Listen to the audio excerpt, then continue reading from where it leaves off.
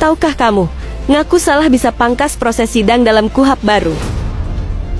Mekanisme plea bargain atau pengakuan bersalah adalah mekanisme yang memberikan ruang bagi terdakwa untuk mengakui kesalahannya sejak awal proses peradilan, dengan imbalan percepatan sidang serta kemungkinan keringanan hukuman.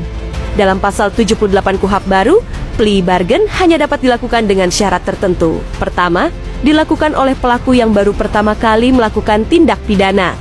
Kedua, diterapkan untuk tindak pidana dengan ancaman penjara hingga 5 tahun atau denda maksimal kategori kelima atau 500 juta rupiah.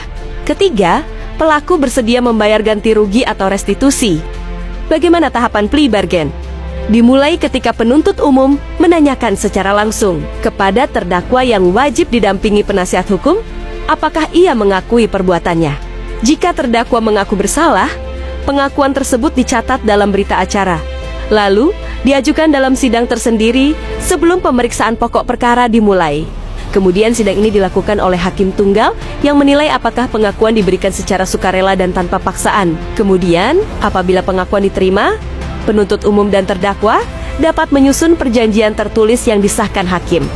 Setelah disetujui hakim, sidang perkara akan dilanjutkan dengan pemeriksaan acara singkat. Namun, jika pengakuan ditolak, perkara tetap diproses melalui sidang biasa sesuai ketentuan yang berlaku.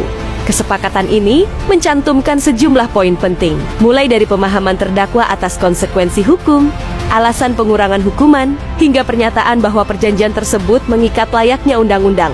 Dalam kondisi tertentu, kesepakatan hanya dapat dikabulkan jika terbukti didukung sekurang-kurangnya 2 alat bukti yang sah. Kalau hakim tunggalnya setuju, maka acaranya pindah ke acara singkat. Tetapi ini harus dibawa ke persidangan berikutnya, Pak.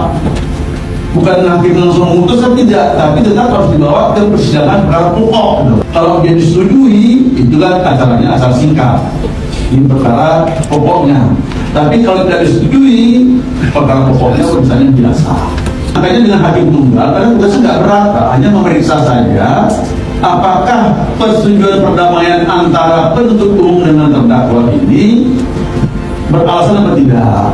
Terus hukumannya berapa? Misalnya diminta oleh terdakwa ini karena dia mengakui perbuatannya, misalnya dia minta percobaan gitu kan. Nah, kalau saja disetujui, tapi hakimnya melihat bahwa ini nggak punya percobaan, ini harus lebih berat lagi hukumannya, itu berarti ditolak oleh hakimnya, Pak. Maka ditolak itu asal misalnya biasa, Pak.